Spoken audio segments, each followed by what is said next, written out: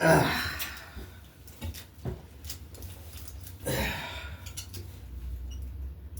so glad that you tuned in.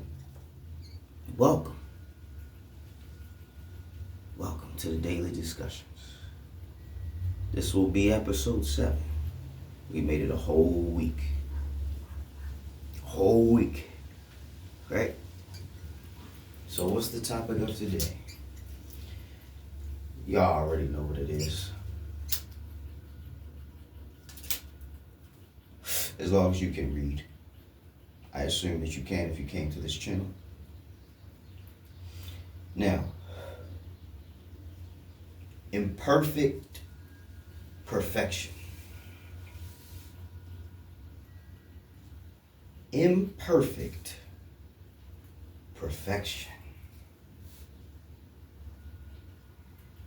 Is that an oxymoron? You know, like jumbo shrimp? Or, I guess Little Big Planet.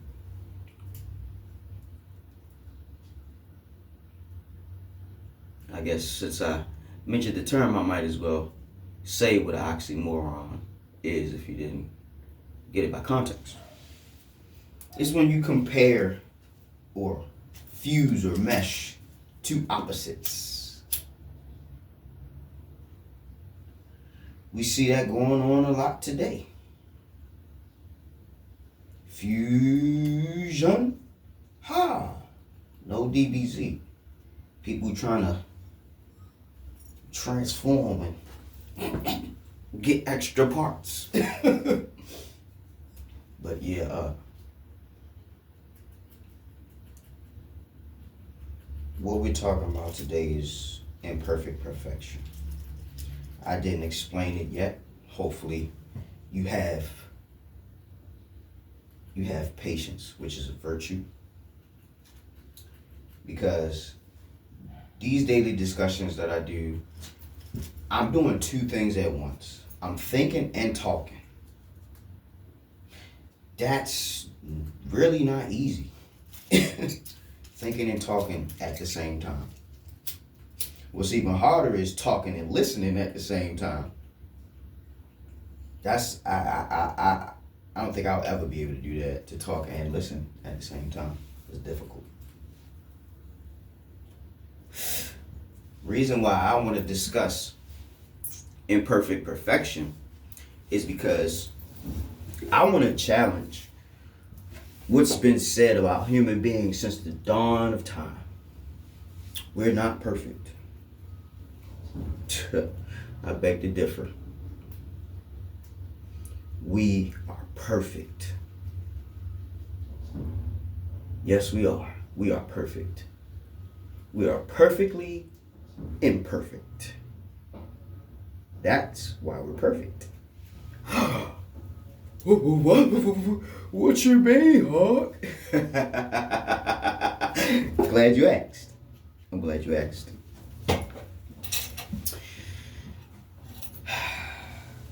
Let's just say our designer, our creator, our architect in this matrix designed us to never be perfect. But the catch-22 is that's the perfection of his design. Yeah. Sit on that. Let that sink in. Let that marinate. Let that bake. Let that cook. Yeah. Let me cook. Because I know there's some restless spirits in this world that need to be fed. And the spirit that dwells within me, it tells me I must give the bread. I must share this manna which fell from heaven. Yes, the thoughts and ideals that I get, they straight from up top. There have been times when I've been confused and like, I don't know if this is God. This seems a little too a little too beyond me to think that God will call me for this. Luckily, I was wrong. It was God. It's always God. It always is God. What I learned is that everything, anything you can think of,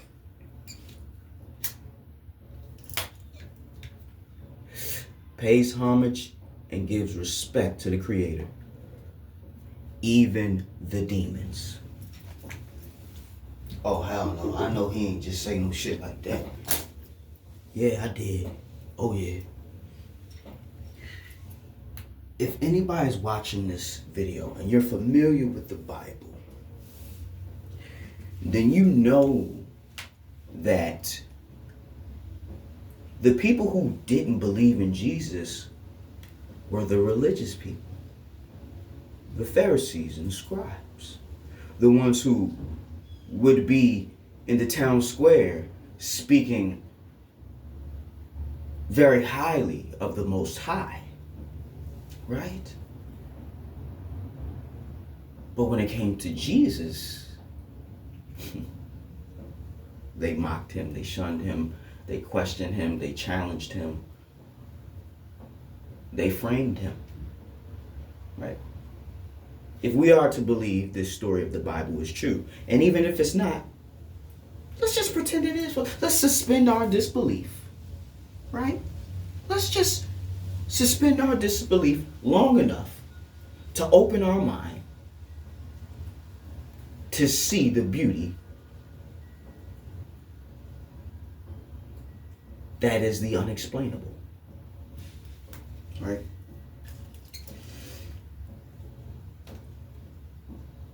Tying back to my point, right? This Jesus of the Bible, whenever he encountered a demon, guess what happened? They trembled in fear. They would say things like, oh, have you come to banish me? Please spare me. Allow me to stay in the pig. Allow me to possess the pigs. Or some nonsense like that, because he was going to cast them out of a man. I believe that's how the story goes. Now, don't quote me on that. I am not a theologian, but I have cracked that Bible open a few times, and I found some stories that I thought were very, very interesting. Beyond anything what we see in movies and TVs and depictions of stories today, man. Them Bible stories is wild. Like incest, murder, drama. Y'all love drama. Like I challenge anybody who is so wrapped up in all this drama and just can't get enough, read the Bible. You will be astounded at the amount of drama that's in that book. But going back to the demons, right? The demons would tremble when they saw Jesus. What do you think that means? Even the demons believed in Jesus. It was only the humans that could not.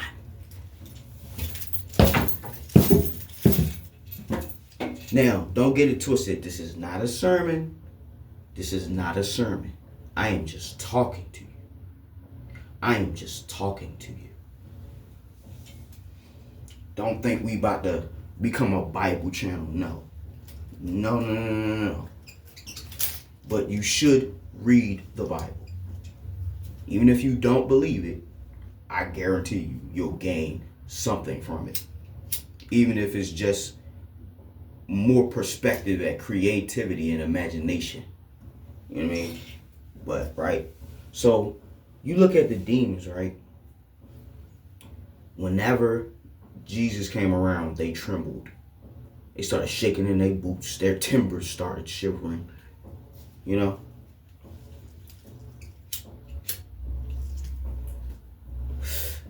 So when I came to that fact, when my mind said the people didn't believe Jesus, some did, a lot didn't. But the demons never doubted him.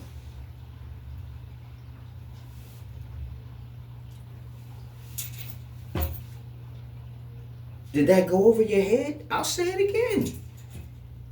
I'll say it again. The people didn't believe him. Some did, most didn't. But the demons never doubted him. Hold up. Whoa. Up. I'm about to show you something, right? Demons, I'll tell you what demons are. And there's no need to be afraid of them. There's no need to ever be afraid of a demon when you understand what its purpose is. Okay? Demons are God's judges. Yeah. Demons are the ones who judge you fit for the lake of fire. They're the ones who take you. They're the ones who test you. They're the ones who bring you to your lowest point, bring you to your most desperate place where you cry out to the devil because you think he's gonna bless you where God couldn't. Hey, like I said, we all choose our path, right? That's the beauty of the human experience, the imperfect perfection that is us, right? God created demons, angels, and human beings. He created other things too. But that's the focal point here. The ethereals and the mortals. Right? You got the angels who serve God wholeheartedly and don't question his judgment because they know of his magnificence. Right? They were made to serve God, as were we. We also were made to serve God. But see, the thing about us and angels, and also demons as well, demons were also created to serve God, but they chose to disobey. Now, believe you me, it wasn't even me that had that revelation. It was a really great friend of mine. My friend Q, he's appeared on my channel. We played Mario Party and toe ball and some other things. When he said that to me, my jaw dropped. I damn near looked. I said, whoa. Whoa, hold on, take that back. Tell me that again, brother. Tell me that again. Say that again. He said, bro, look, the angels were created to serve God. And that's what they do. The demons were also created to serve God, but they rebelled. They chose not to. But humans were created also to serve God. But we have a choice to serve him or not, right? He gave us a chance to choose. Wow. I just thought that was really amazing. Because we all get to choose. We all get to choose. What will you choose? What do you want? What I believe is very, very abstract and profound. I believe hell is not what they told you it is. I believe hell is a place for the tormented, the bloodthirsty, the murderous. I believe in hell.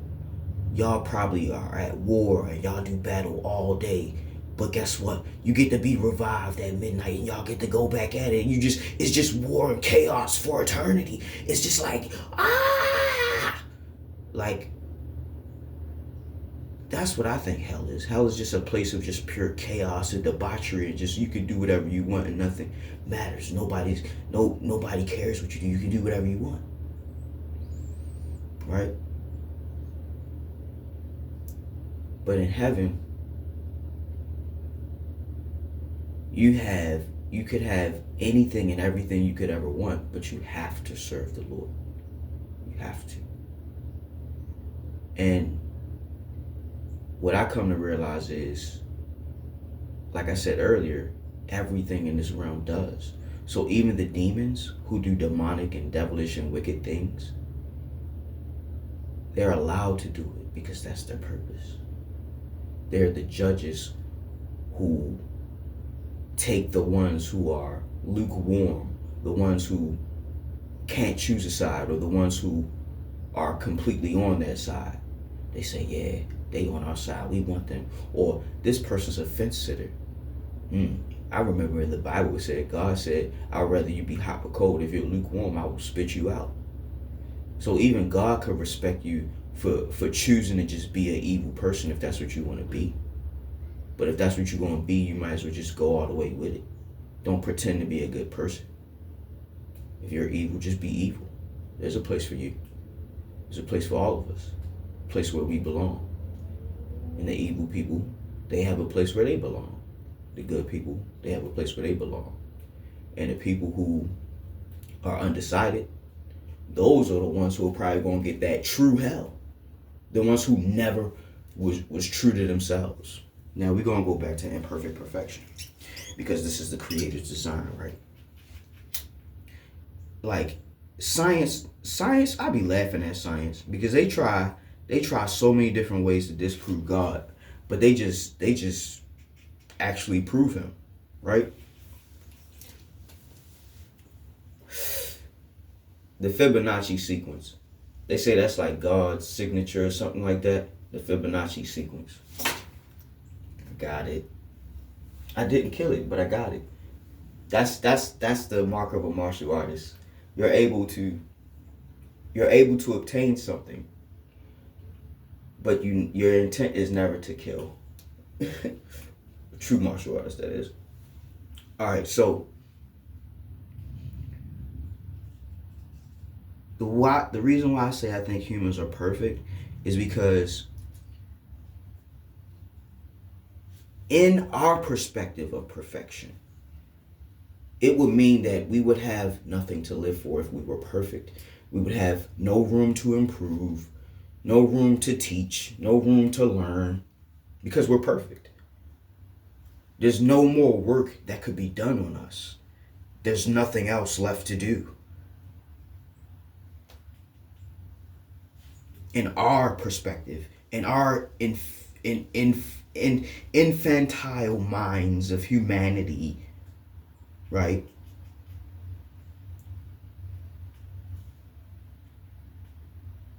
We don't need perfect in the way we think it is.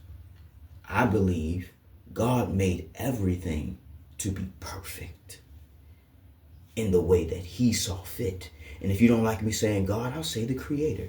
But you know what? Fuck that. Fuck that.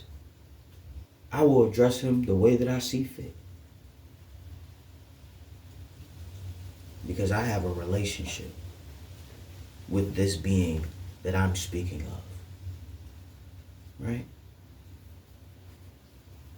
Even if you don't believe in God, I challenge you to say this or do this. Say, God, if you're real, do it with arrogance and pride too, because he really loves to show people when you do that. Say in an arrogant and proud manner, God, if you're real, I want you to show me. I dare any of you people who be on demon time and all that other, like you know what I'm saying? I dare you.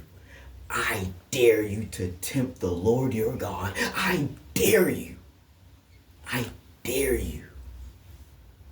You think you so bad, right? You think you can't be touched. I dare you. Oh. And if he lets you live, I want you to comment in this video. Like, yo, I tried to challenge God and I want to tell you what happened. Then you're going to realize that everything is perfect the way it is. Yes, everything is perfect the way it is. You just haven't awakened your eyes to see the perfection that is the bullshit that we live in.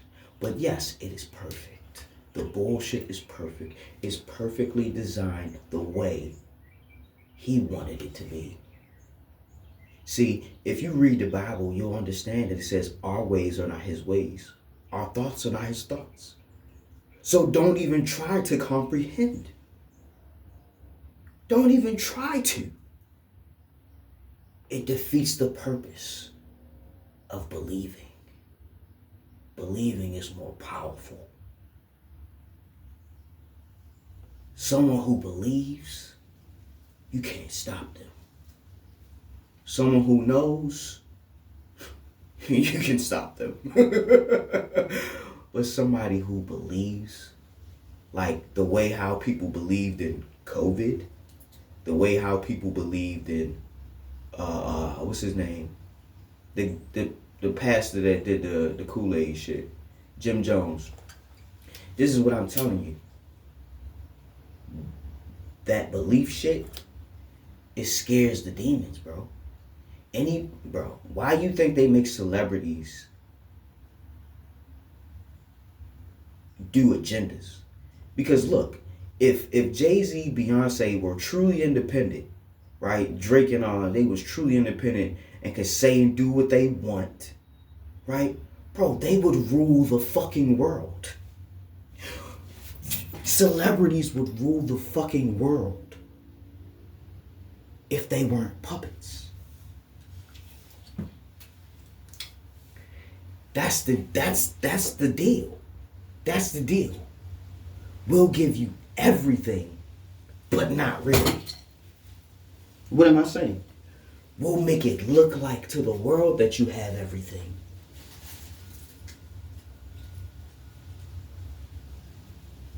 But really, you have nothing. And guess what? We just have a little bit more freedom than they do. Right? But even us, we gonna own nothing. You'll own nothing and you'll be happy. That's what they said, right? That's what they said. But see, this happened. That is actually true. But it happened before any of us were born. Peep this, right? You can't own anything. What you mean, Hawk? I watched a video of a guy who also lived in Baltimore who was talking about people in old folks' homes that he does therapy for and with or whatever, right? He said that you don't own anything. When these people are on their deathbed, when they're in the latter portions of their life and they're on their way out, they have to give away all their possessions. He was saying that there was a guy who he had to give up his house because he can't maintain it anymore. He can't cut the grass. He can't walk up the stairs. He can't maintain the property. Right? He can't maintain the property. So the people who got mad at Klaus Schwab for saying you'll own nothing and be happy, you got mad for nothing because you never owned anything. And you never will. Bro. That's the true reality. And when you realize that you don't own nothing, right? You stop looking for all the shit that everybody else wants. And you start going for what you really want. That's the perfect way to imperfectly understand that it's all bullshit. George Carlin tried to warn you. Like, bro, the more you believe in this American dream and this make America great again and these politicians, and the more you believe in this consensus reality. Consensus reality? I never heard. What you mean, Hawk? Consensus reality is a reality that only exists because we all agree that that's what's real. The sky is blue. We all agree the sky is blue. Okay, the sky is blue. COVID's the deadly virus. We all agree COVID's the deadly virus. Okay, COVID's the deadly virus. Consensus reality. We all agree that this is the reality. We all agree that this is the TV show, the movie that we want to be in now. So yes, this is the reality. If you ever watch Naruto, this genjutsu, that's genjutsu. Consensus reality. Make you believe it's real. That's why in the Matrix, Morpheus said when Neo jumped from the skyscraper and fell and had blood coming from his mouth, when he came out of the digital matrix, when they jacked him out of the matrix, you know what I'm saying? He was in a chair and he had blood coming out of his mouth. He said, I thought that wasn't real. And Morpheus says, your mind makes it real. Your mind makes it real. Knowledge is power. The more knowledge you get, the more power you get. But guess what? I'm going to tell you this before you get on a knowledge addiction. Balance is the key to life. And if you can't balance the fact that the more you know, the more you will be responsible for, don't seek knowledge. Stay asleep. Stay blissfully unaware. Okay? You need to know that we are living in imperfect perfection. Every single day, it's perfect. It's perfect. This story is so amazing and unbelievable. Bro, stop trying to be what's outside of your heart. Be the true you. If you're a demon, be the best demon you could ever be. If you're an angel, be the best angel you could ever be.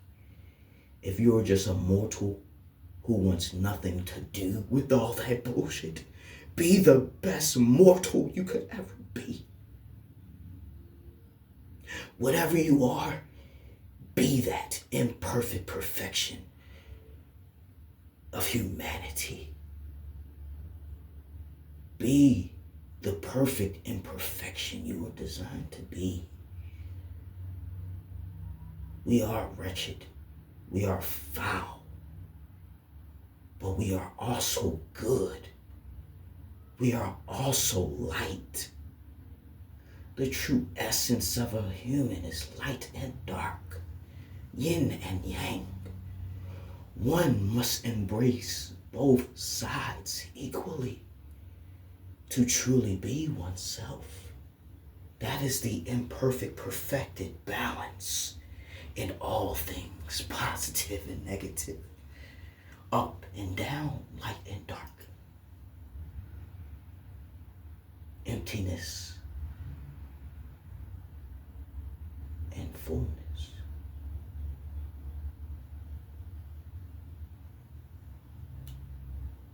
It's sad that it took a simple kid with a mohawk that looked kind of like the kid from Oob in Dragon Ball Z to teach you what you were meant to know since birth.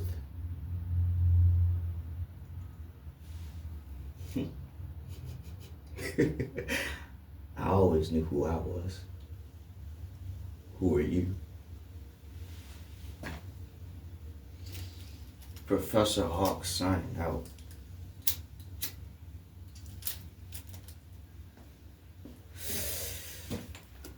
Class is dismissed, and guess what? Now that you know this,